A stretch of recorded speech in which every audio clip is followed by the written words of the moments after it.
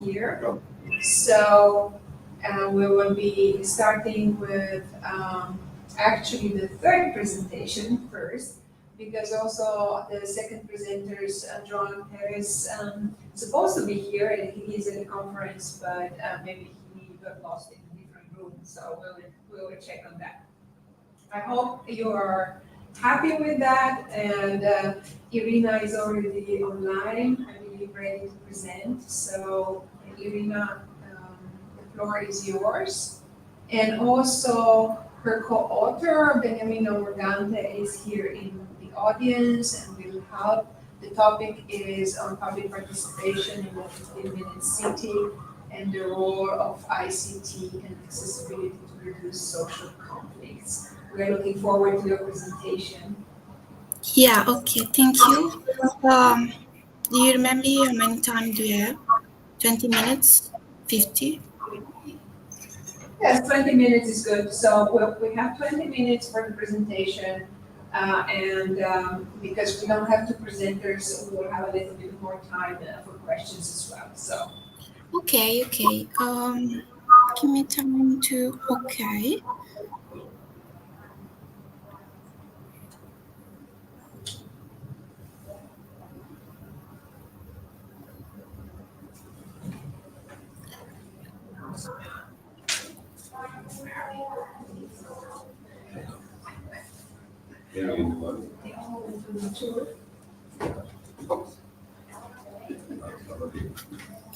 Can you see the screen and can you hear me? Yes, we can see your screen and we can hear you. Okay, perfect. Thank you so much. And good morning to everyone. Okay, so good morning, everyone. I'm Irina Di Luca, and actually I'm just a PhD student in economics at the University of Insubria. And as you say before, this work is joined with Professor Morgante this year. And so this is really my first time that I participate in ICCSA conference. So I'm very glad to share this study with you all and to discuss on this topic. The study is on the 15 minutes concept with a different point of view, starting to understand if can be the enhancement of public participation to reduce social conflict during the process of implementation of 15-minute city, with a focus on two main elements of 15-minute cities that are use of digital technology as ICT and the special indicator of accessibility. So briefly, this is the outline of the presentation. I will start with a short introduction to the topic, skipping to the dataset and just the presentation case study. I will describe the methodology used and we'll go to result and discussions. And at the end is the part of policies recommendation. Going to the introduction very briefly, we know what is the concept of 15-minute city. It's quite widespread in the world and also in Europe, in Italy. But the way it's been analyzed in literature and in political practice is mainly focused on the role of 15-minute city as sustainable tools and also as a political measure to reduce the car travel and to reduce trips with other means of transportations. But in particular, we will focus on two important ways of moving as the walk activity and the bike activity. This is why, because the 15-minute cities is involving a lot, several sectors. And one of these that we will see today is not more relating to the spatial planning, but is more common to economic and social part. So what will be the impact of this 15-minute city on the social equity inclusion of citizens inside the city, and what will be the role towards more social values. So we see that the 50 main cities is quite widespread in main 50 cities or metropolitan areas. But one of the questions that we are discussing today is if this concept then will create strong neighborhoods or can create social vulnerabilities. For instance, we just focus on some urban conflicts that can arise from the application of 50 main cities as social, economical, and political dimensions.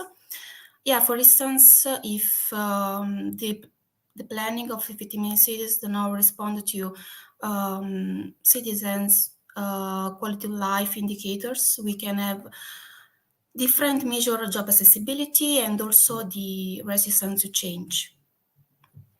For instance, we saw that there are many practices across the world that stakeholders but also citizens are based to car-centric lifestyle still, and they respond with a position to walking activity, biking, and also other sustainable measures.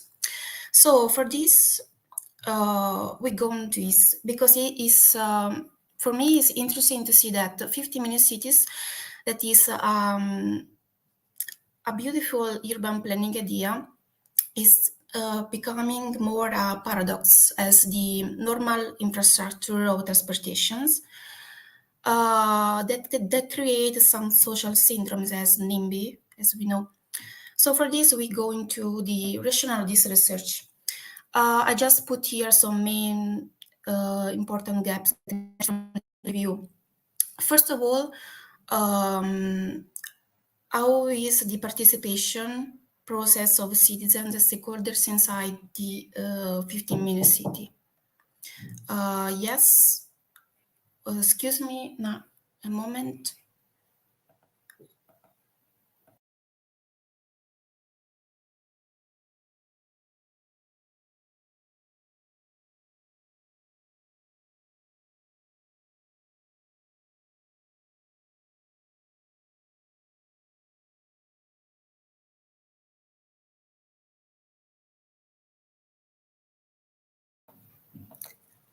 Sorry, okay, I just keep sharing the screen, okay. Yes, okay. So one of the gap emerged is the role of participation in 50-minute city concept. In particular, how is the role of e-democracy and participation? If it's strong, if it's a correlation, if it's well analyzed. Another gap that emerges is the analysis of the social values as gender gap, the right to mobility when we plan the accessibility and proximity towards the main destinations. And another aspect is the promotion of spatial justice inside this. So we go into the main part of this study. First of all, if it exists a real correlation between social syndromes and 50-minute city. And to do this, we just think about the opposite, because social syndrome can be measured as the political participation inside the urban process. So we have two research questions. The first is the accessibility and political participation that we consider both in two ways. The political participation as a physical participation in meetings, and also the part of technology. So going to the concept of e-democracy, e-participation. The second question, research question is, if people will be more satisfied with the measures means that they can trust in institutions, but also in politicians. So they maybe will accept the measure proposed by government to implement the 50-minute city. To respond, so the first and second research question, we use this dataset. That is a dataset provided by Italian National Dataset Istat of 2022, but is refers to the year before, so 2020. It refers to whole Italian territory, and it collects just 25,000 families' responses with a total of 750 variables. Our final dataset just collects 35 variables that are related to these 4 categories: 50-minute city indicators, accessibility and proximity, political participation. Here I write the possibility to inform themselves on political decision that is also objective and subjective questions. And the use of internet as indicated literature is not only important but also very common use between citizens. Why we consider also objective and subjective? Subjective is just a self-reported variable, and so the possibility to inform is just the question, did you inform yourself during the last year on those events? Yes or not, or if you care about it. So we consider both of them. Why we use this dataset? Because this kind of dataset provided by ISTAT is a daily life survey, so they can give us more information about the objective and subjective expectations of citizens, and we have also that variables on geographic aspect, satisfaction questions, measure of accessibility for destinations, and so on. So this is just a preview of the dataset. We consider on the left part of the slide these sectors. So of course the socio-economical part, and also mobility, accessibility, trust in political life, knowledge and know-how of citizens means that the possibility to inform themselves of political decisions, and then participation in political life measures as a participation association, political debates, and 2 kind of meetings that I just consider separate as the dataset give us, comizi and cortei, that are quite different in the way of people participating in these events. For dependent variable on the right side, we have job satisfaction, political participation, accessibility, and back use. The first is a job satisfaction that is more objective than life satisfaction, because life satisfaction depends from many factors, so will be a variable that can give us in this analysis very high values of endogeneity. So it's quite biased variable. Job satisfaction is more related also to accessibility, because if we cannot assure the right to move of people, they cannot access to job. And then accessibility is the possibility to reach in 50 minutes the main destination as supermarket, hospital, and post, etc. And it's just the question asked to people in the dataset if they are about to reach this destination in 50 minutes. And then the by use, because bike use is more representing, describing the walking activity or the bike activity, and they represent the active mobility present in this whole study. Just briefly, on job satisfaction, we found that people is quite highly satisfied with 70%. And on the right side, we saw the different kind of trips characteristics that give just brief reflection. 32% is coming from same province trips. That means that if we want to implement 50-minute city in Italy, the average of trips is same province and not same towns. This means that we cannot assure to citizens, to stakeholders to move within 50 minutes or 20 by walking or by bike, but maybe the time will be longer, and this is just the first aspect that can create maybe unsatisfaction to use bike or walking to move for short distance. Going to the model, as we saw this kind of data set and relating to the research question, we applied a multivariate multiple regression. Because we have just 4 variables, dependent variables, and we launch the regression towards a unique set of predictors variables that are the 35 variables that we saw before. Just because we wanted to understand how much A6 decorrelation influencing the dependent variables, as understanding if the 4 dependent variables has an effect on the performance of participation of citizens in the city, political life, and then if they can have the dependent variables an effect on their quality of life, because I just come back here.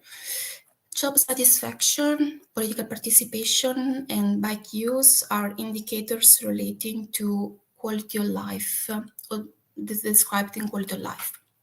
So the model is just taking account the findings of Ellison and Berry. It's just represented here very simply. We have Y is a matrix of dependent variables, the covariates. Then we have the regression coefficient, the error terms. Of course, we just made the main analysis to understand if is the normal distribution, if there is multicollarity between variables, and then we apply the model evaluation that is based on R squared or McFadden that assess the fitness of the model. Going to results, here in these 2 slides, we have the main results of the 4 dependent variables: bike use, job satisfaction, and then political life and accessibility. I just represented here in green the indicators, the covariates relating to the environmental aspect. That is interesting to see that is always negative. What does it mean? Each dependent variable can be reduced because of environments as air pollution and noise. Means that people will feel less involved to use bike use if the city is quite polluted. And while if they use bike to move, they will be just a bit more satisfied in life. This is important aspect to see as a political measure to improve the use of bike for short trips, because it is a positive correlation that is saying that people with bike has a kind of effect on health of citizens. About the job satisfaction, is correlating to the trust institutions with a negative correlation. So if people just reduce the trust in politicians, they are not more satisfied in their job life, and then they create some problems in accepting political measures. We saw that also job satisfaction is relating to the safety variables is so described in the data set. Do you feel safety to move around the city? So if they feel safe, probably they are also satisfied to move towards workplaces. Going to the other two, accessibility, of course, is positive and negative with safety indicators. And if people is not satisfied or is not sure to walk all alone the city,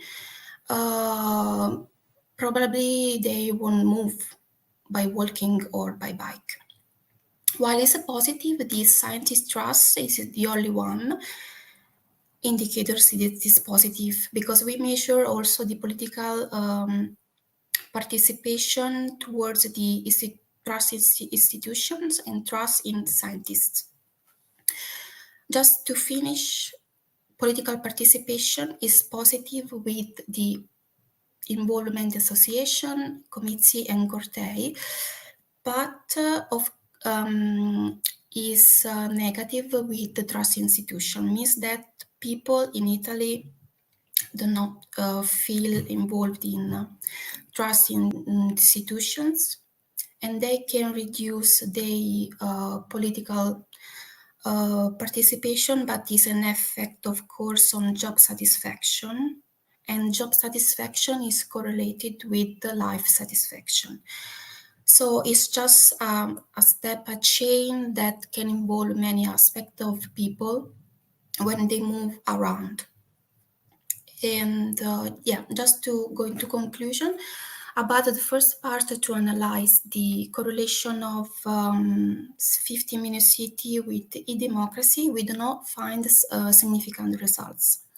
Means that the public participation is not strong in Italy with the use of smartphone, but people is very active to participate in debates and dialogue in political associations.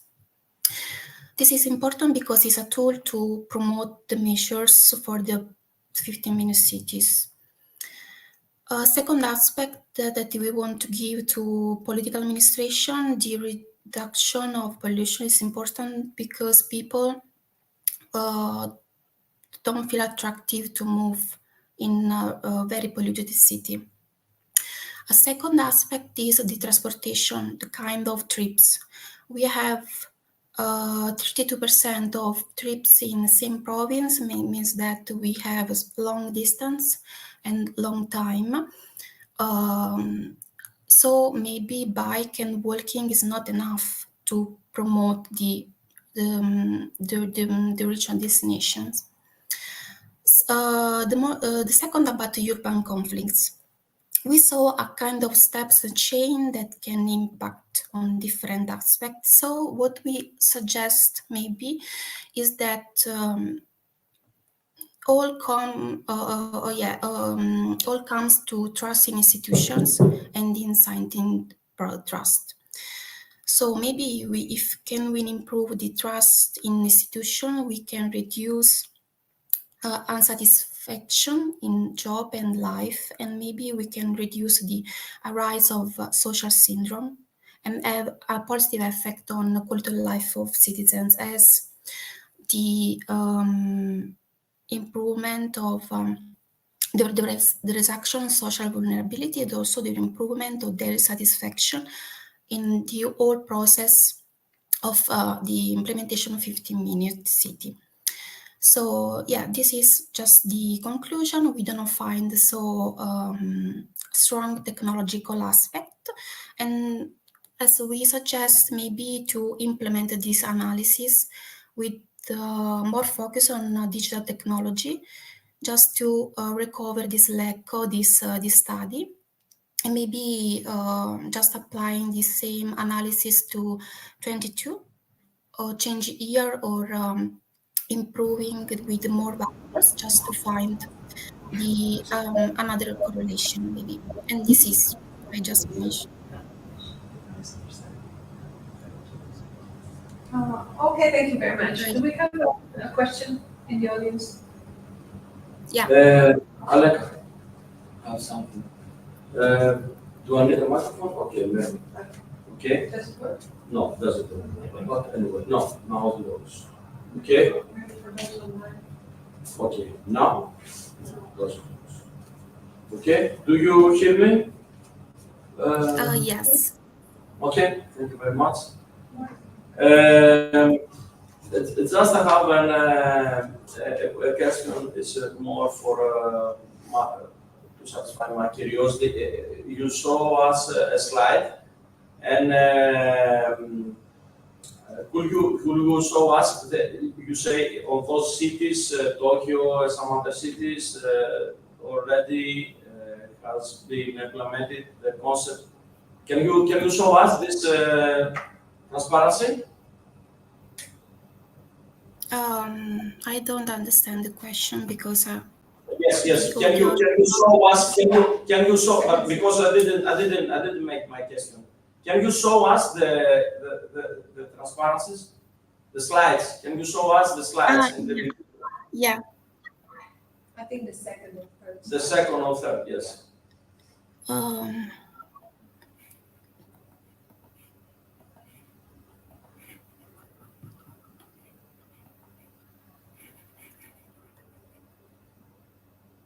No, after this. No, after yes, this. No. Previous one. The previous one. Yeah. Yes, you have right. Okay.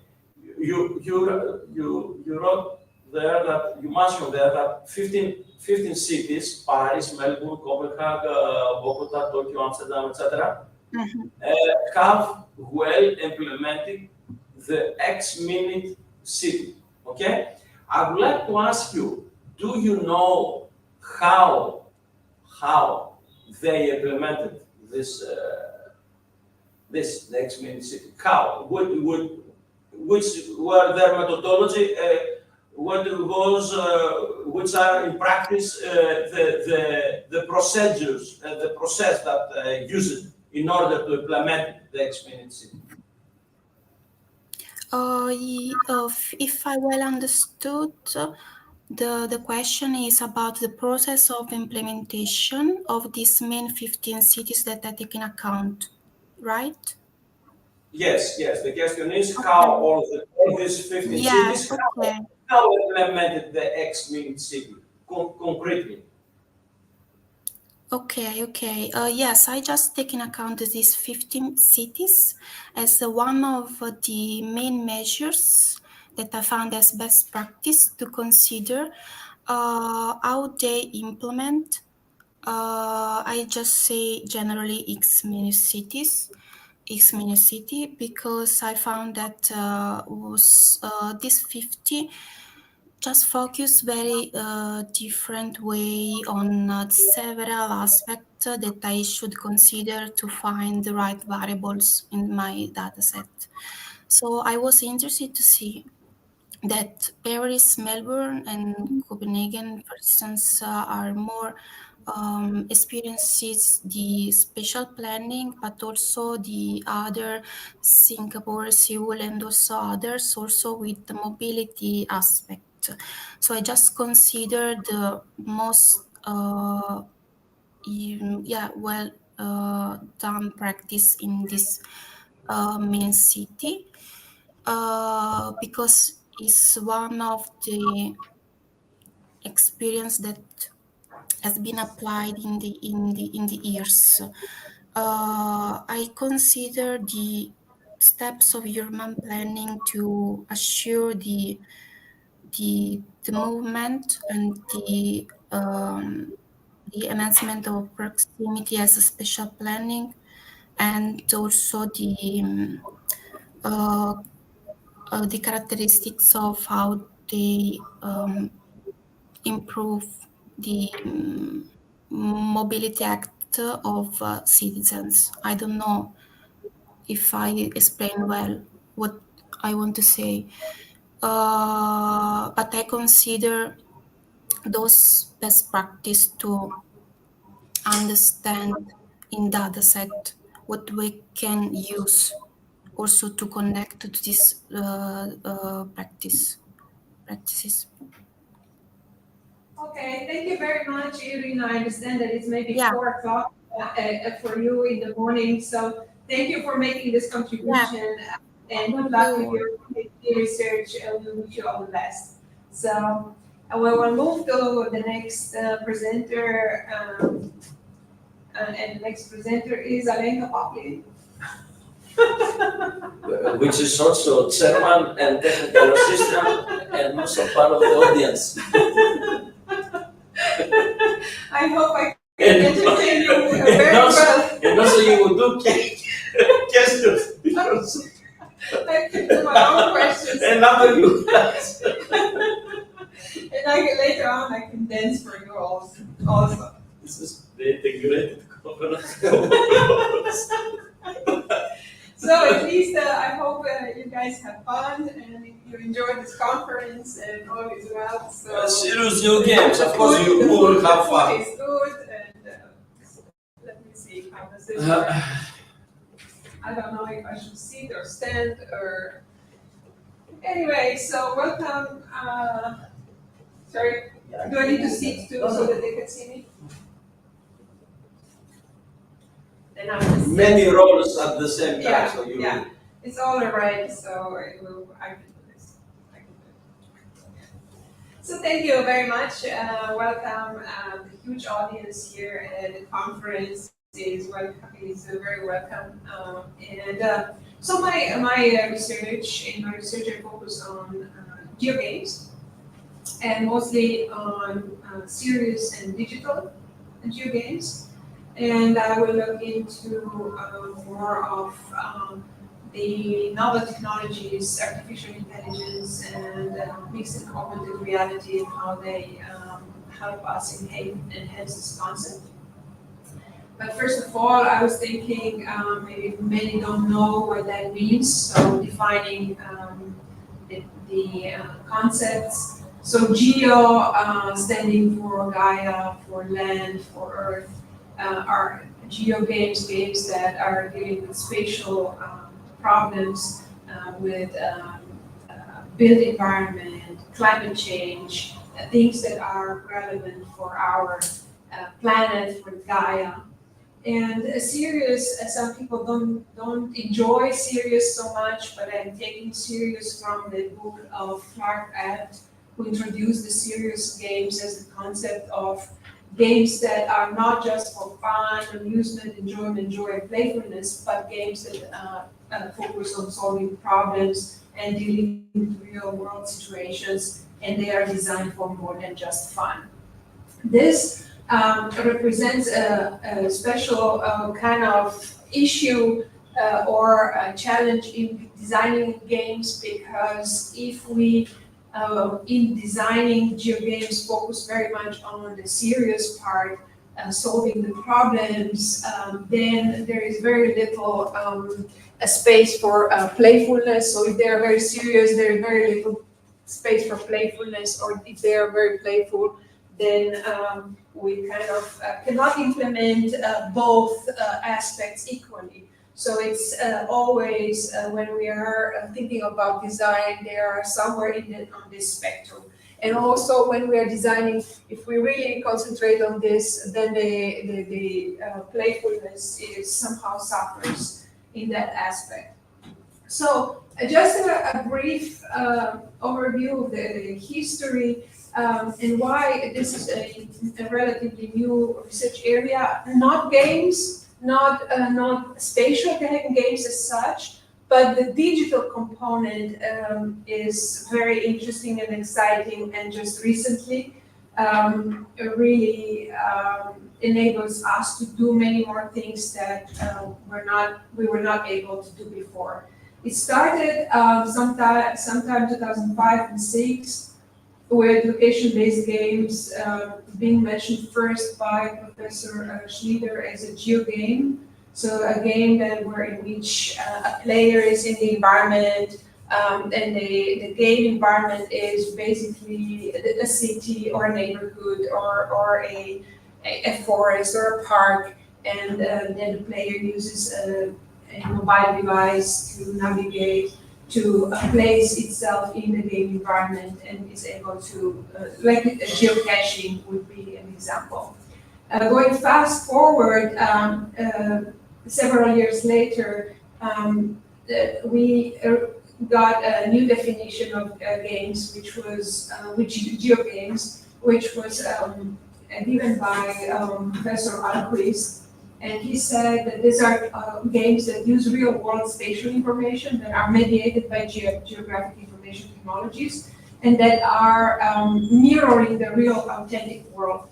So this is kind of complex technically because it basically suggests that geogames are games that use GIS, data, spatial technologies, and at that time of creation, they created their first game that was really based on GIS technology, represented quite a technical challenge in implementation of the game. And in the meantime, just a few highlights, not to go too much into the details, but there is 2018, we got the first book, GeoGames and GeoPlay, as a highlight. And then 2020, we got the first journal, edited journal, Gaming and Geospatial Information.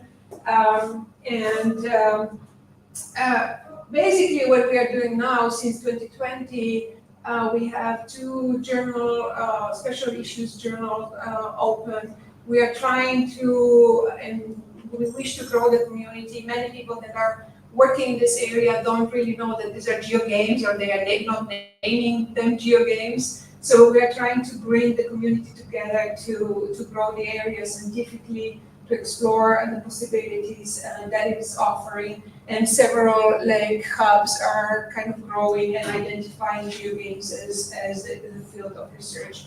Even at this conference yesterday, we had a presentation on games, and maybe it would be also a good idea to include them as a section in this conference or other conferences to enhance the research in this area.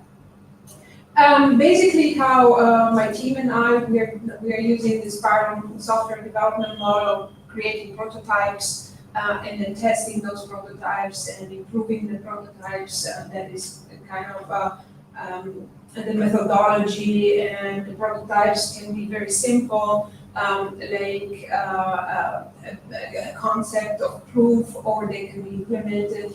This is one of the first one, kind of playing with the idea of designing a marketplace, but not just drag and drop into the 2D or 3D dimensional field, but also being able to vote, compete, suggest, talk to urban planners, have a non-labor characters being part of the system that attract people to use the platform. Another one was an interesting example of a project on e-footprints energy game. So it's really difficult for people to understand how people behave in terms of energy, how they behave in their homes. And if you ask them, if you use a questionnaire and say, would you save do you want to save energy? People would say, yes, of course we do. But we created a game environment that enables to track data in the back end and track all the decision making of people. So here they can set up the temperature, open the window, the AC, and kind of behave in this environment as they would in their home. The third example, Food Finder, gamified storytelling. We used GIS, working with kids in a poor neighborhood, and they were sharing their stories about food and food sources, and then we realized that they don't have any healthy food in their neighborhood. So what is there for us, let's say the future, or what the technology is bringing as an interesting aspect of the work, is definitely one, mixed reality, and maybe going here, like when Milgram and Kishino in 1994 introduced this virtual continuum, a really interesting kind of mixed reality that encompasses, the mixture between reality and virtuality, and it goes into a real environment, and then augmented reality on one hand, and then augmented virtuality on the other hand. So mixing the virtual and the real objects, really exciting implementations for urban planners, very interesting because one can walk into the virtual city, move objects, manipulate them, and Pokemon Go was one of those examples that was exciting, not a serious game or game for multi-purpose, but more of a fun, experimenting with technologies. And then AI is bringing really exciting developments, and we have 2 books on AI, artificial intelligence in games, and artificial intelligence for games, 2006 and 2018. These are the only 2. And since then, many things happened in AI, especially the last 2 years, and huge development in possibilities. And for games, really exciting, the procedural content generation. So AI that generates in an automatic way content, interactive stories, elements of games, environmental conditions, levels, music. So it's really exciting because it creates a new content, depending on the situation, depending on how players are playing. And for example, responding to the players' steps or play, the type of play. And for example, for our eFootprints energy game, this could be like generating those extreme events, special conditions. Now suddenly it's extremely hot. And then you have different new choices in the game, like turn on AC or closing blinds, turning fan, and so on. And similar, like other popular games, like maybe somebody plays Candy Crush, where you have all the new levels suddenly appearing, or Duolingo, if you are learning the language, they already use AI for creating, let's say, different levels in the game and how difficult different steps are. The next very exciting thing is modeling players' experience. So this can be, on one hand, recognizing the ability of the player. So for example, if I play a game and I use very complex functions or a system, the system recognizes that I am a very experienced player, and it's able to give me a different user interface than if I'm a beginner and I'm just learning the game, so it would be a simple user interface. And then really exciting also the gadgets and devices that are measuring the biofeedback, special cameras that one can wear as a player, and then the game responds to that as well. And so, for example, this Nevermind game created in 2015, really like the player is an expert in treating repressed mental trauma.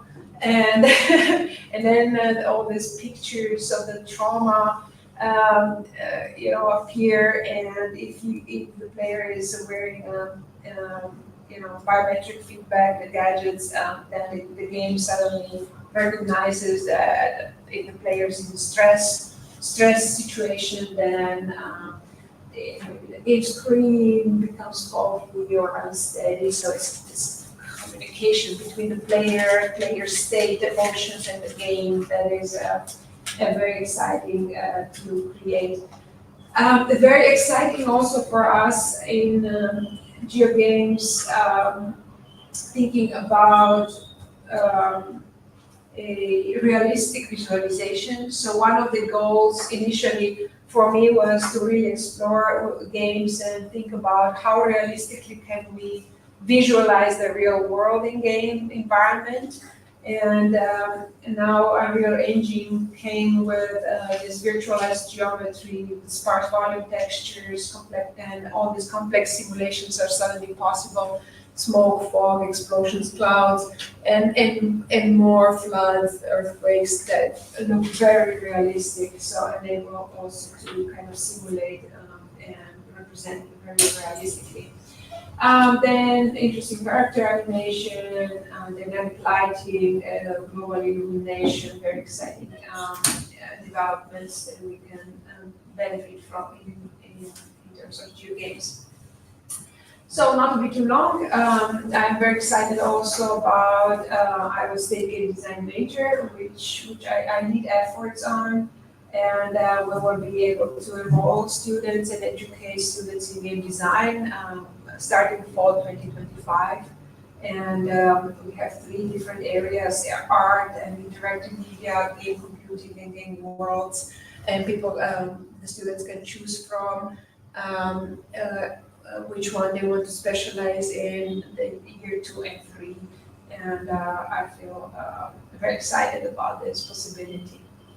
Thank you so much for listening, for being here, for enjoying this conference. And if you have a question or two, happy to answer. Thank you.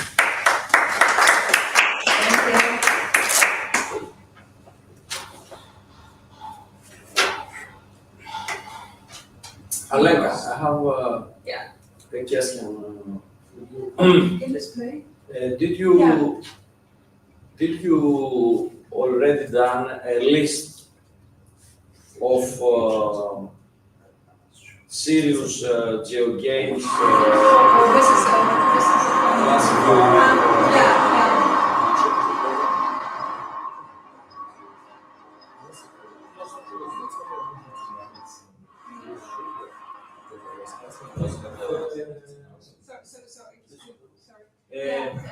yeah. Did you already did a list of GeoGames that exist in various areas, classified in various areas, and presented? Yeah. Exists this list? Yeah. Can you give me the internet address in order to find me too? Yeah. Or maybe you can show us. This is really great. This is. No, what does exist? Let me. May I have 2 sentences? Okay, go ahead. So what we did was a list of topology of games, what types of games exist. But no, I don't have a list. Okay. And it is on my to-do list to do. Thank you so much. And additionally, what is also on my list, because there are many interesting application areas, and what is additionally on my list is to really think deeper into what is a GeoGame, like a definition. True. True, but just to stay, I would like to stay focused on that. I would like to say, I mean, it's a little bit curious to try to analyze something that you don't already find out what exists. I mean, research starts by what exists. I mean, GeoGames, okay, you may give many definitions, examples, analysis, but finally, at the end of the day, you must know, exist GeoGames today? Exist, okay. Which are? Is this? Okay. In another area, which are? Is this? Is this? Is this? Is this? I mean, this, I believe, is something that could help you and also us to understand exactly the frontiers of and the perspectives of this kind of research. Absolutely. Otherwise, somehow I feel that there is different things, and I have the same feeling, Beniamino, in the keynote speaking. I have the same field because also I do Which about the natural disasters. Because also I do this kind of research. But in this field, let's say natural disasters, which is similar with the geogames. Okay, we'll start with laser with LIDAR, laser scanner. What I'm engineer, I'm surveyor engineer. I do laser scanner. I do surveying. You have 3D models. I do 3D models. I do 3D models for buildings. I do. This is a surveying model. It's nothing to do with natural hazards. It's data that comes from engineers like me. If someone asks me, listen, I would like a digital terrain model for these areas in order to find out with the simulation what will be if an inundation comes, I will give. Okay, but this is it's not really a science. The natural hazards is to develop methodologies in order to, if someone happen, to see what people do. It's not something like a science. Yeah. Is from different scientific fields. We take some things. So, concerning the geo games,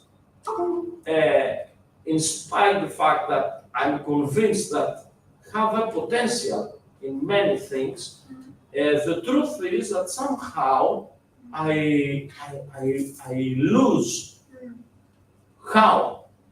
And I believe that it will be a very good idea to use the methodology of ancient Greeks with the kouros, I mean the status. They do a status exactly of a man. In the beginning was not very good. After they do the same, better. After and finally a status fantastic. So in order to criticize and analyze better what geo games is to find out and so what? This is a geo game. This is a bad geo game. This is a good geo game. This is a geo game for this side, for the other eye. This is a geo game with artificial intelligence. This is without artificial intelligence. And when you have this list, you can go further, I think, no? You know, you have to imagine that when we started linking those ideas with linking urban planning, the need for games, participation, technology, games. At the beginning was all about understanding the concept and what does it mean a game, what is a game design, or how to design a game, which kind of type of problems they can solve and so on. And then, we are now in a situation. So it's always steps that you're making. You can't make the perfect David immediately as a statue. So you're doing sketches, you're exploring, you're figuring the dimensions out, your elements, and then now we are in a situation where we can say, what is the next step? So it's even evaluate. What about evaluating? What about evaluating the impact of games? What is the type of games? What kind of problems? Where were they efficient or not efficient? So I feel that now we are in a situation where we can do this next step. But we couldn't do the next step immediately because it took us many years to even understand all this, experimenting with all this. Okay. You know what I don't understand on this, and I found this contradiction. The contradiction is that you have engineering and you have re-engineering. What engineering is? Engineering is I do an analysis, I do the plans, I create something. This is engineering. Re-engineering is I have something and analyze how this something is being created. So, concerning the geo games, the geo games exist games, exist geo games, exist serious games.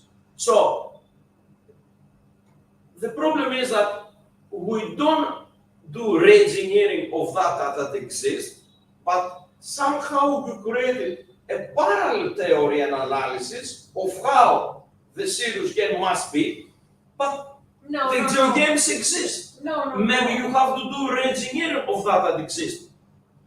because exist Yeah, things. the issue. That does exist. If does exist, you have to tell. You have to say, okay, there is not. Now you start from the beginning. But all those people that do serious games and Fortnite, play and other games. This No, is Fortnite is not a serious game. And then there are issues and situations that, I mean, it's not, if things would already exist, we wouldn't work on this is those. also a good point, But- because you said this is not a serious game. Maybe I have a different opinion. Okay, But I will tell you. You said it's not a serious game. If you have here the serious the Fortnite, and you have demos that say no, it's a serious game. What's my arguments? I will tell you my arguments. And what's your arguments? You will tell us. And I start. This is a very good game for the SEALs. This is a very good game for the people that military people, because they organize the how they attack and all this. And you say no, this is the military people. There is not for serious game. so I really appreciate a lot of energy in this. I love the discussion. I hope I hope we can continue during a dinner and later. But as I'm also a chick now, I have a different head. I would like to take the whole session for my presentation, but I'm a chair, and we have the presenter Joan Perez here as well. Sorry, I thought you are the last. No, we have two more presentations to go. Okay. I'm sorry about that. So we do have. Thank you very much. You're welcome. Joan Perez is going to talk also about 15-minute cities, and we are looking forward to the presentation. Thank you. Thank you. Thank you. So I will go ahead. I changed just a bit the presentation of my title. So it's about the population within working distance. It was also about the Main Street before, but I'm going to show you why I changed a bit. Just move on. So this is what I proposed for ICCSA, and this is, so if you look at the proceeding, you will find a paper, you will find a sample data on French city, and you will find some codes that are available on my GitHub. The protocol that I submitted to this conference is a 4-step protocol, and system CTPC, continuity, dwelling, population, and catchment area. First step is to look at the continuity, it's a continuity analysis to extract the main street, then evaluate the number of dwelling per building, then the population, and then when you project the population of the building to the street, you have the catchment area. But the catchment area, we did that using Euclidean distance here. So I am not going to present you this protocol because it evolved. And I went to another kind of protocol for two main reasons. First reason is that this is sample. I use sample data on French city, so it's census data. So it doesn't work in other countries than France. And as you all know, I think I am the only French in this conference, so maybe you don't care about French data at all. Also, you can maybe move on. So this is part of a bigger project that involves 4 different laboratories in 4 different countries. So I was thinking, okay, this protocol, I don't want to modify this protocol for each and every kind of input related to census data for the different country. I want this to be applied everywhere. So let's start from the beginning. I'm going today to speak about the 15-minute city, the original one, like the one we are all talking about, the one that is very spread in terms of concept, the one, for example, Moreno talked about. It's like reducing car dependency and making the street walkable and so on. The problem with the 15-minute city concept is that it's mostly focused on the core city. Of course, it's obvious the core city of every city is a 15-minute walking city. But when you go into periphery, it's no more a 15-minute city, it's no more a walking city. But most people, 70 to 80% depending on the city, are living in peripheral area and not in core city. But the 15-minute city concept never talk about that. So we have a new proposition, a new project, a new model that we call EMC2 for Evolutive Mesh Compact City. It's a project that we started about 6 months ago with 4 different laboratories in Europe. So my laboratory in France, Espace, and one laboratory in Sweden, in Austria, and also in Italy.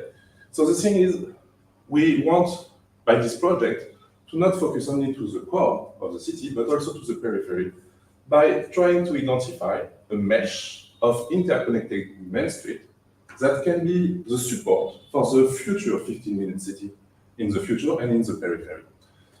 My role in this big project is to focus on population, because I think, and I am not the only one thinking that we need a certain threshold of population to be able to implement the 15-minute city.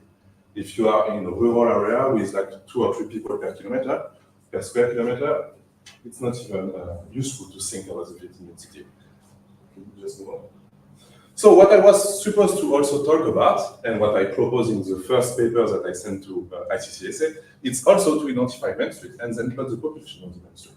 So I just dropped that for now, but I'm going to come back, and we are going in the project to come back, of course, on the main street. And today I'm just going to talk to you about population and catchment area. So I developed a new protocol. This is an 8-step protocol, and it's not finished, but it will be finished very soon in a couple of weeks. Like just the last step need to be finished. The aim of this protocol is to automatically download data. So you will catch the data directly on the cloud. You don't need sample data. I will talk about that. Then you fill some missing value, notably on the OSM data, so it's the building data. I will also talk about that later. You estimate the population on this data, and you project the population of the building to the street. So let's start. I will detail all of these steps, but before detailing all these steps, I will just show you what kind of data this protocol requires. So we need building from OpenStreetMap, street, and land use, also from OpenStreetMap. Of course, we know that there is some issue sometimes with OpenStreetMap. For example, the accuracy is not the same everywhere, and there is a huge share of NA value for what I am looking for, which is like residential building, number on floor, and so on. And the GHS population grid data. It's a raster set of 200 meters with estimate of population that are available all around the world, like those OSM data. So the first step, and that's what I wanted to show you, because it's very important, is that you don't need sample data. You just need the coordinate of the bounding box where you are going to work on. Then on the script, you just put what is the date of the GHS data you want to download. GHS data are available every 5 years, and there are even projections in the future every 5 years. And then with the developer API, you have to authenticate on the Google Ads engine, and you just run the algorithm, and it will automatically extract and compile the data that we will be using to do this calculation. So this is the first step. At the output is a geo package with the 4 layers I was just talking to you about in the previous slide. This is an example. So here I put the coordinate of Nice. It's a huge scale. So you see, this is a building, this is a land use, this is the street, and this is the GHS data. And this is for Godboard. So I tested the whole, I'll say, algorithm, the whole protocol in 5 or 6 different cities in Europe. It worked very well. And I think it could work also outside of Europe, but I have yet to test it. Then you arrive at the second step. The second step is a filter step. We don't need most of the things that are in the data set, so we are doing this kind of filter. For example, we are filtering all the light buildings, the building with no walls, the garage and stuff like that, out of the data set because no population will live in that kind of place. We are also dividing the OSM street between pedestrian street and non-pedestrian street, land use, the uninhabited area, like industrial area, and so on. And finally, when the GHS raster population grid, we are filtering out all the square with 0 population. Wait, just want to say that everything that is filtered is also saved somewhere else if you need to go back to that. Yeah, you can do that. So this is the result, for example, when you remove the uninhabited square of the GHS raster dataset, the areas that can't be inhabited in OSM, industrial area, and so on, the subset of the pedestrian street versus the non-pedestrian street, this is in Godboard, and the very light building that you remove. Then we are arriving at the next step. So this step, it's automated calculation of a lot of different morphometric indicators at the building scale, notably using the MOMPy library in Python. Why do we do that? We do that because we will use this indicator later to evaluate and to estimate the NA value for the OSM building layer. NA value for what? For the number of floors.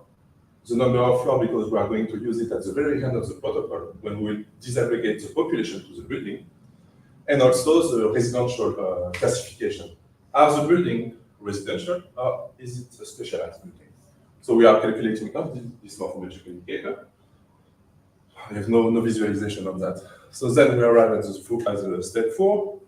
As I told you, we have some null value for the number of floors on the OSM building layer. So we are using all the morphometric indicators that we calculated previously. We put the target variable as floor, and we just run a decision tree to fill the value of the number of floors. You can just go on. So this, for example, for Nice, we have just an example, 51% of null value on the number of floors, and for Göteborg, it's 63%. So we are running decision tree algorithm, and you can even check according to the training ratio. So the training ratio, you can just fix the value you want between 0.1 and 1 and 0.999, I would say, just to look at the evolution of the accuracy. It will help you fix the training ratio to train the model. And then when the model is trained and when you are happy with the model, you just apply the tree to the null value to fill the number of floors. So the accuracy on the data, for example, in this is 97% and 79% for Göteborg. So now we are going to look within the data, within the attribute column of the building in the OpenStreetMap dataset, and then you can see that there are some categories that are already filled. It's worldwide category, so you can find that everywhere in the world for the OSM building. And everything that is from apartment, barrack, house, and so on up until still house, we put that in a category called residential and mixed-use building. It's building where population can live. We give the number 1 to that, the index 1 to that building, and all the other are buildings where people can't live, and we give the number 2. So when we do that, there is no machine learning involved. At that step, we see that sometimes it's huge, like for this, 86% of the building have null value. So we don't know the building type. For Göteborg, it's 26, quite good. It really depends on your area where you are running the algorithm. So we will keep that in mind now. We have 1 residential and mixed use, and 2 non-residential, and we have null value. And then the next step is also, this time, once again, you run a decision tree algorithm to fill this time the type. So 2 possibilities, 1 or 2, residential or non-residential, and you use the very same indicator, the morphometric indicator, plus the number of floors. We fill that value. We can move on. And this is the result. At the end, for Nice, we can see all the buildings that are inhabited and the ones that are uninhabited. That's for Nice. We have a global accuracy for Nice at 77%. But if you look at the precision for only one category, the one we want, residential, we are increasing the accuracy, the precision. Same for Göteborg. So in green, all the inhabited building, and in red, the red is the inhabited building? Yes. Uninhabited, sorry. No population possible. And the green is population possible. That's our functional area here. We'll go back during the discussion to that slide. Okay, so the next step is that now we know which building can be inhabited and which building can't be inhabited. So then we do a spatial join with the GHS estimate of population, and we disaggregate the population data based on the floor area ratio. That's why I had to calculate and to fill the value for the number of floors to disaggregate the population stuff. So population data, sorry. Yeah, we can move on. That's the result. When you disaggregate the population at the building scale, we can't see much, I'm sorry, but if you really look at here, you can see that the dots are darker here when you are in big building, in like collective building. When you are in small houses, it's like more between 0, 2, or 4, which is like normal family, so the result so far looks okay. We can move on. Yeah. So this is the very last step, and this is the only step that I don't have visualization because it's not over yet. I am still coding that step. So now that we have a population estimate for all buildings, we can use the CTCL library on Python, and we can project the population building to the network. But we don't want just to project that to the network, we want to project that using a graph. So the first step is to build a graph from the road, and we build the graph by putting a node every 20 meters. Like this, we can measure the potential of the population every 20 meters. So we construct a graph, and using, this is a visualization from the CTCL plugin. This is not on my data, but that will be the same. Just picture nodes that are regularly spaced every 20 meters, and then we project the population to this node. Why do we do that? Because we can then calculate the catchment area by projecting node from node. For example, if you catch for about 700 meters of node, you are in the 5-minute city. And then you can be in the 10-minute city and the 15-minute city for 1,500 meters. So then we can extract the catchment area, and we can set the parameter like how many meters or how many working time. How much working time you can do. So just the technical check, it's encoded in Python. If you go to this page, the step 1 by 7 are already available. So the step 1 to 7 are already available, so you can already try the plugin, the script for now. And the last step, the number 8, the one I just showed you, I expect to finish that by the end of this month. So then you could, if you are interested, you can just go there and use the plugin. It's supposed to work everywhere, even maybe in Vietnam. I still have to try it here, but it's supposed to work also here.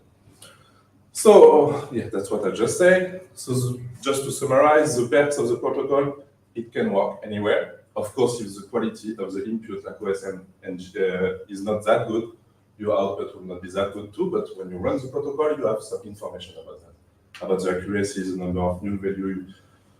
The algorithm gives you all the details. So the sample data, you just put the coordinate anywhere in the world, and everything is downloaded automatically on the cloud. What does the protocol do? To summarize, it estimates the number of floors for all the null and the missing value for OSM building. Also estimate which building is residential or mixed use from buildings that can't have any population. It estimates then the population per building that can have inhabitants, and then it estimates population over catchment area that are calculated over graph, so you can use the working time. That's the last slide, just talking about future work. So first, of course, in relation to the project evolutive mesh complexity, we are going to run the algorithm in each and every case studies of this project. The objective is to identify pattern and variation in population density across the different case studies, and to publish, of course, thematic paper on that. And then we want to cross-analyze that with the main suite. And to do that, we are going to rely on the configurational analysis that will be performed by the smoke team based in Sweden that are part of the project. Another, I would say, perspective is to cross-analyze the result of this protocol with the location of amenities, services, and so on. And the last step that I would like to push forward, I hope I will be able to do it, is to develop a specific Python library for this work, or even maybe a software with a front end. And thank you. Okay, Thank you. thank you so much. We gave you 20 minutes, so that's it. But if we have just one very quick question, if there is any. No, then we can continue with the next presentation. Thank you so much. Yeah, Thank you. for joining. And our last presenter, Alfonso Annunziata, he's going to present in the name of quite a big group, including Benjamin Morgante here in the audience, Giovanni Mazzarelli, and Claudia Yamu, and they're going to talk about emotions and emotional landscapes and mapping. Thank you so much. I'm excited. I'm so emotional. Me too in this moment. Yeah. Well, we'll be almost in time, so maybe That'd be very we're good. gonna be like 5 minutes, finishing 5 minutes later than expected for the session, so I think that would be okay.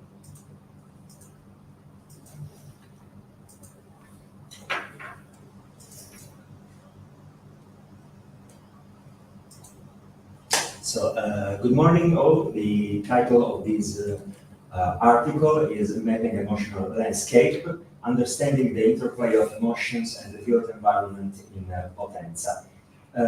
It is a study conducted by me, by Professor Beniamino Morgante, by Giovanni Mazzarelli, and by Professor Claudia Yamu.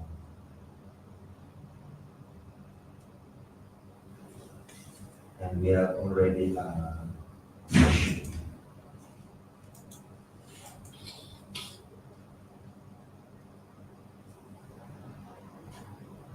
sorry for the. Luckily, you are a technical assistant as well, so.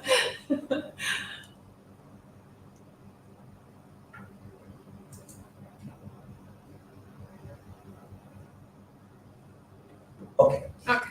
So the focus of this study is on the emotional response of individuals to the built environment. Emotional response as the reactions to environmental stimuli is considered as an important aspect per se, since it is related to individuals' quality of life, but it is also a relevant factor since it is a mediating factor of individual practices and actions, and as such it could be relevant, it is essential in the understanding of its origin, of its development. In particular, it's relevant to the development and definition of strategies of adaptation of urban scenarios aimed, for instance, at promoting active travel, at promoting social participation, at promoting engagement in outdoor activities. In particular, among these strategies, these urban visions aimed at these benefits, we have focused on the 15-minute city.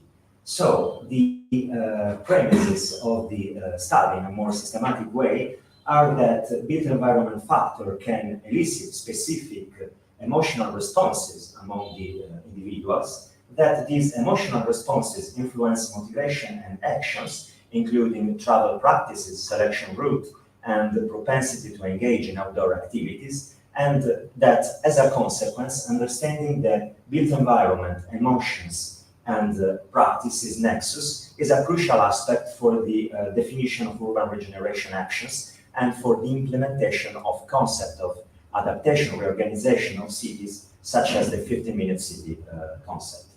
The objectives of the study are measuring the understanding the spatial distribution of emotional responses across an urban environment, in particular in this case, 2 districts within the urban area of Potenza in Italy, and understanding also which factors of the built environment are related to the spatial distribution, spatial variation of individual emotional responses. So, a few definitions. Emotions can be conceptualized and defined as a reaction induced by a state of arousal and of a cognition of a relevant environmental situation. An important aspect concerns also the definitions of the basic emotions. In particular, basic emotions defined and conceptualized by distinct studies include mainly joy, contentment, anger, fear, sadness, boredom, discomfort, etc. In particular, in this study, we are focused on 6 emotions: contentment, boredom, disgust, anger, fear, safety, and comfort. And the other extreme of the conceptual framework of this study, there is the concept of the 15-minute city. As said also before, the 15-minute city concept aims to optimize the temporal dimension of city and of city life by reorganizing the spatial structures, and in particular by addressing the distributive asymmetries in the location of services and amenities. And it is also aimed at promoting active mobility as a means of accessing basic services and as a precondition for ensuring social inclusion, ensuring ecological sustainability by reducing car dependency and consequent related emissions, and also by increasing possibilities of encounter and of social activities and social interactions. The main criteria underlying the concept, the 15-minute city concept, are the principles of density, diversity, and proximity. So the methodology of this study is articulated on 5 stages. First, the reconstruction of a spatial data set, including the basic component of the built-up areas, the system of open spaces, the street system in particular, the system of green areas, the allocation of basic services, including general public services, retail activities, sustenance services, for instance, supermarket, grocery store, bakery, and so on. Recreational activities, including restaurant, cafe, bars, cinemas, sport amenities, etc. Urban green and urban green areas. Moreover, also non-built areas considered as unutilized or abandoned sites are considered to understand the environmental condition influencing emotional responses and individual practices across the area of interest. In order to collect data about individual emotions, a map-based survey built via the Maptioner platform has been developed, and the aim of the survey was to invite the respondents to locate on a map of the area of interest places related to the 6 selected basic emotions. So places related to fear, to boredom, to anger, and places related to contentment, safety, and comfort. The third step is focused on the computation of indicators of configurational properties and on indicators of conditions of access to services of general interest. In particular, among the configurational properties, we have measured metrics related to permeability, in particular the density of road intersections, metrics related to centrality, in particular local and urban scale integration and choice.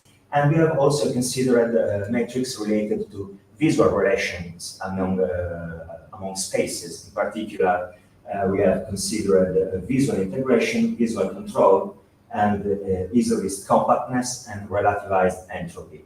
Moreover, in order to understand also the conditions of enclosure of urban spaces, we have considered and we have calculated the openness of urban spaces and the width of spaces of streets.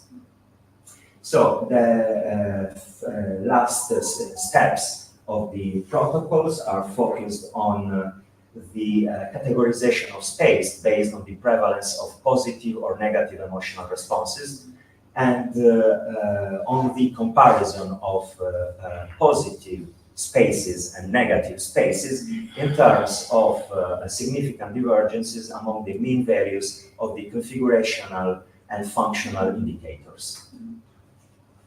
So the area of study comprises 2 districts within the city of Potenza, in particular the ancient core, which is characterized by a more permeable and compact and dense structure, and a modern district, the Poggio Tregali district, which present distinct configuration, present significant provision of green areas and open spaces, and present also a less dense and less compact structure.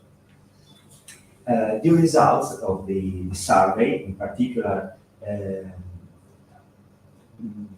underline the distribution of emotional responses. In particular, we can observe that concerning positive emotions of contentment, comfort, and safety, we can observe a concentration of responses, that is, a concentration of positive emotions, in particular along the longitudinal sequence of spaces across the two districts. In particular, we can see specific distinct spots of positive responses in the ancient core of Potenza, in the ancient district, in particular along the main axis of the district, the Pretoria Street, and in particular we can observe concentration of positive emotional responses in specific squares, nodes along this street, in particular in Prefettura Square, in Matteotti Square, and close to the Torre Guevara Tower. Yes. At the same time, we can observe minor concentration of positive responses in Poggio Tregali district, and we can observe that these responses are mainly located along the central axis of the district. On the other hand, we can observe that negative responses are scattered, in particular in the Poggio Tregali district, along the perimeter, along the edge areas of the district, and similarly, in the ancient core, we can observe spots of cluster of negative responses located in marginal edge spaces along the perimeter of the district, and as we can see, as we will see later, in less integrated, less central spaces in this area. At the same, concerning the built environment factor, we can observe in particular that the density of road intersection underlines the permeable and compact structure of the ancient core. We can observe, vice versa, that enclosure is less significant in the Poggio Tregali district. In fact, we have higher values of the openness variable. And we can also see that both conditions of angular integration and of visual integration are higher and more significant, in particular along Pretoria Street, the main linear space, the main linear axis of the ancient core. And we can see also in particular for angular integration in Poggio Tregali district, we can see this intersection among these two axes of the district as a central integrated space at the local scale. So the subsequent step was focused on comparing positive space, that is spaces included in the first interval in terms of concentration or frequency of positive responses, and the negative spaces, so the spaces presenting a superior concentration of negative responses in terms of mean values of the configurational variables. And we can observe, for instance, that negative places presenting a concentration of negative responses tend to be less compact and less permeable. In fact, we have an inferior average value of the metric road intersection density and of the metric ground surface index, while, for instance, we have superior values, superior mean values of the variables of the metrics transversal dimension and openness, which underlines the modest conditions of enclosure of spaces in places considered as conducive to negative emotions. Going forward and focusing, for instance, on integration, we can see that places presenting a prevalence of positive responses are more integrated at the local scale, and we can, while places presenting a prevalence of negative responses are less integrated at the local scale. And in particular, we can also observe that concerning conditions of access to urban functions, positive spaces presenting a prevalence of positive emotions, present also superior values of access to general services, retail activities, sustenance services, and recreational activities. While they, interestingly, they present inferior values of access to urban green areas. And lastly, we can also observe that places presenting a prevalence of negative responses are also more close, more contiguous to non-built areas, to underutilized areas. And to conclude, so the main findings of this study are that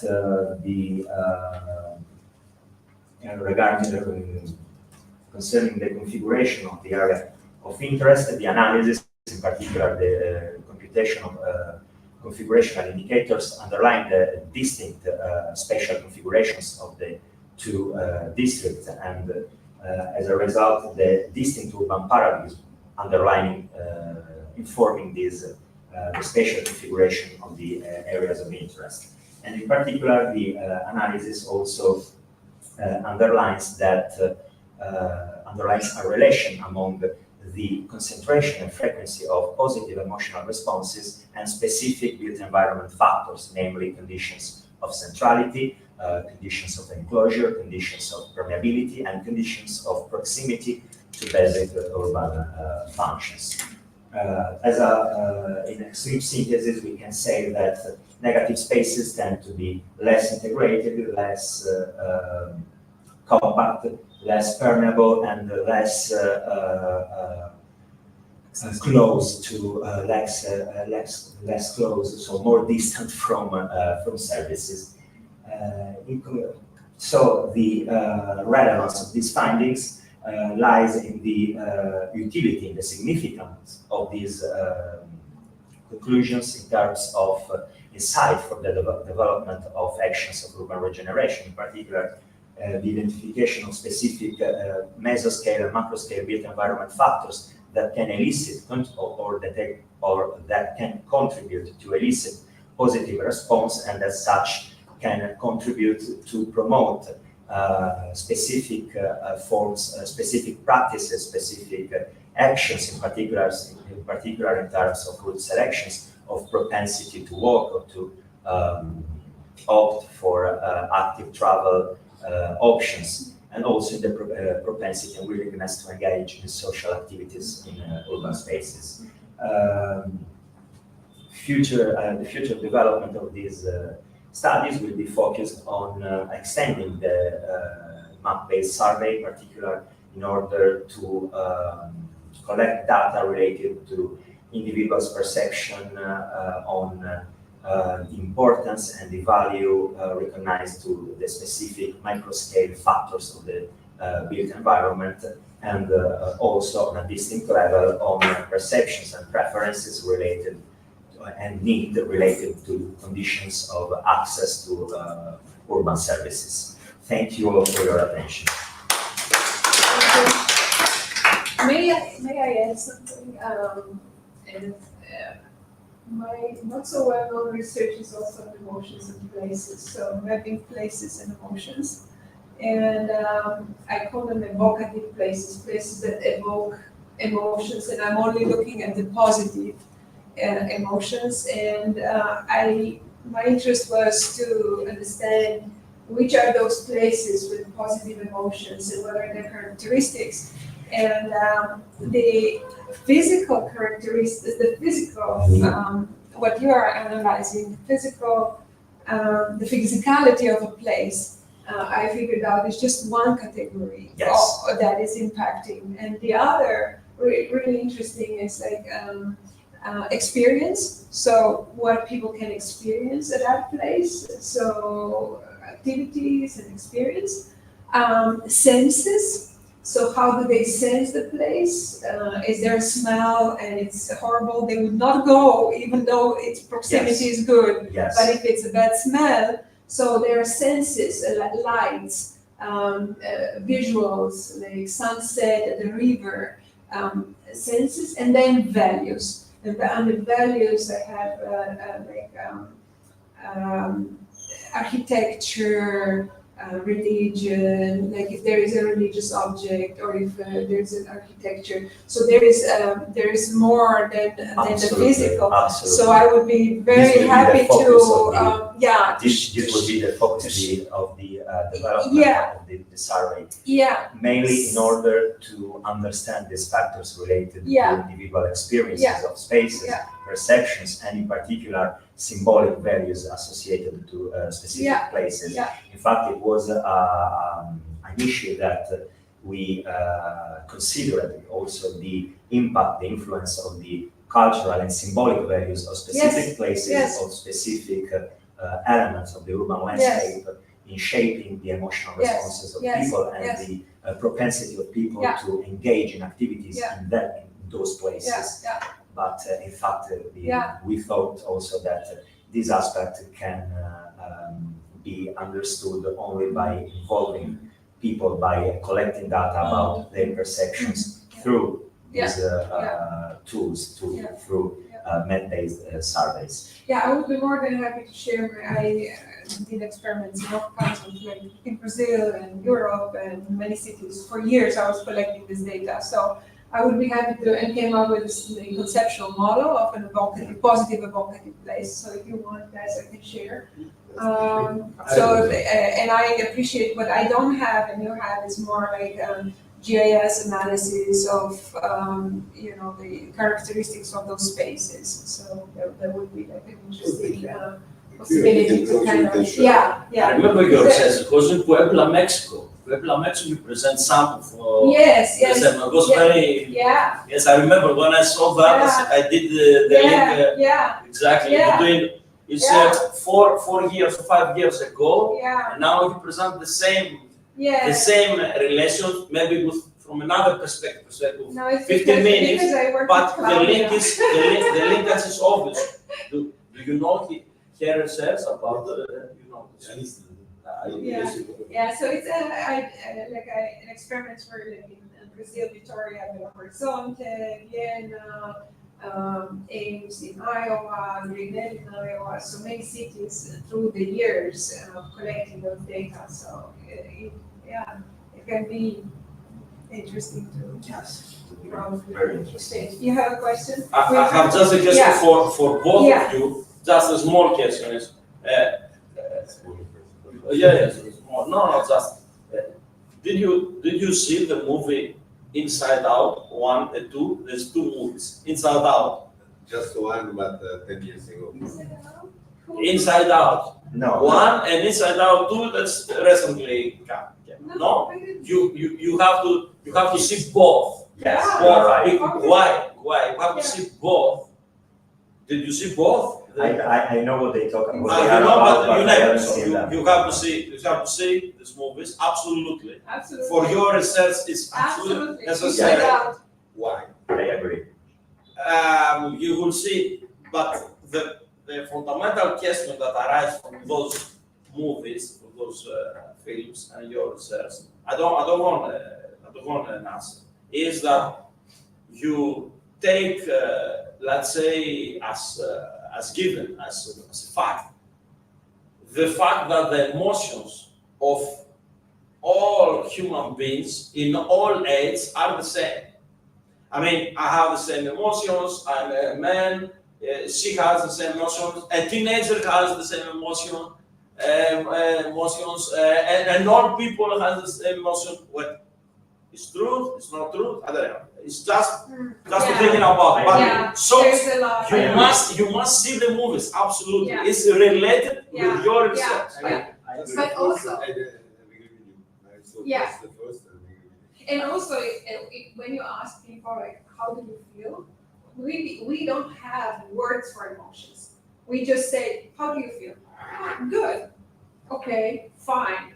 That's all we are able to say. We don't even Yes, but have but words. scientifically, you and him, scientifically, you very clearly made the frame. You said you have six basic, No, six basic emotions. this is not And the theory. outside too, the gap, the small gap became teenagers. And the new emotions have been added, No. anxious, shame, There are- that doesn't exist when she was 6 years Yeah. old. So, Okay, again, great. Thank you so much, everybody. And if you are so kind, we would like to take a picture with all of you so we can have a memory on this excellent session and great.